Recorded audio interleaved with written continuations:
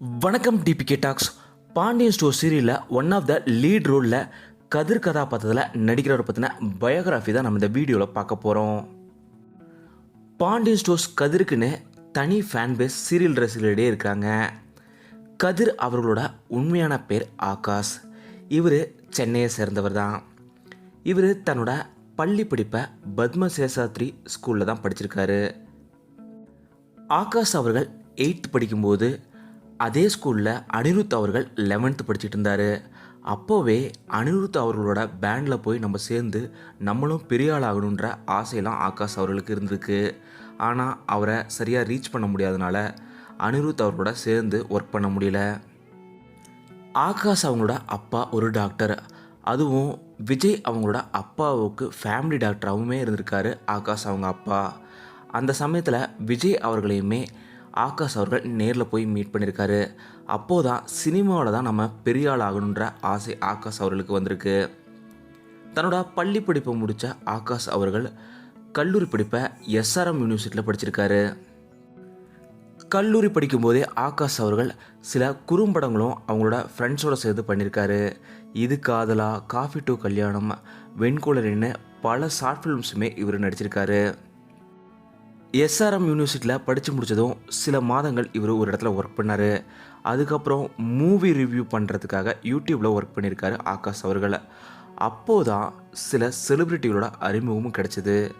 அப்போதான் பாலா அவர்களோட அறிமுகமும் ஆகாஷ் அவர்களுக்கு கிடைச்சிது.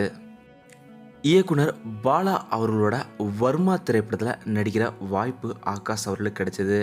அந்த வாய்ப்பை ரொம்பவும் சூப்பராக பயன்படுத்திக்கிட்டார் ஆகாஷ் அவர்கள். அதே போல் ஆதித்ய வர்மா திரைப்படத்துலையுமே இவர் நடிச்சிருந்தார்.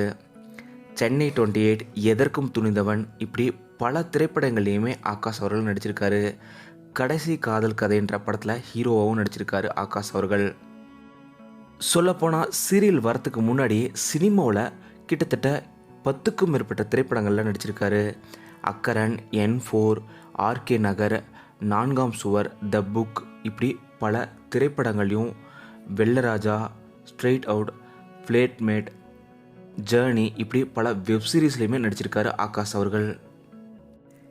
இத்தனை திரைப்படங்கள் வெப் சீரிஸில் இவர் நடிச்சிருந்தாலும் ஆகாஷ் அவர்களுக்கு ஒரு மிகப்பெரிய வெளிச்சத்தை ரசிகர்களிடையே கொடுத்தது பாண்டியன் ஸ்டோர் சீரியல் தான்.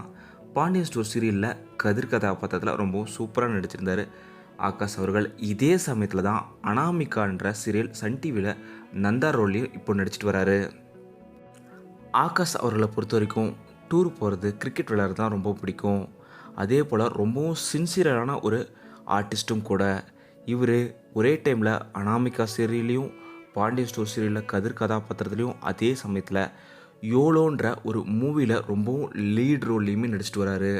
இப்படி தொடர்ந்து 3 ப்ராஜெக்ட்லையுமே ரொம்பவும் சின்சியராக ஒர்க் பண்ணுறவர் தான் ஆகாஷ் அவர்கள். ஆகாஷ் அவர்கள் பொறுத்த வரைக்கும் மீடியாவில் ஒரு மிகப்பெரிய அச்சீவ்மெண்ட்டாக பெறணுன்றது தான் அவரோட மிகப்பெரிய ஆசையே.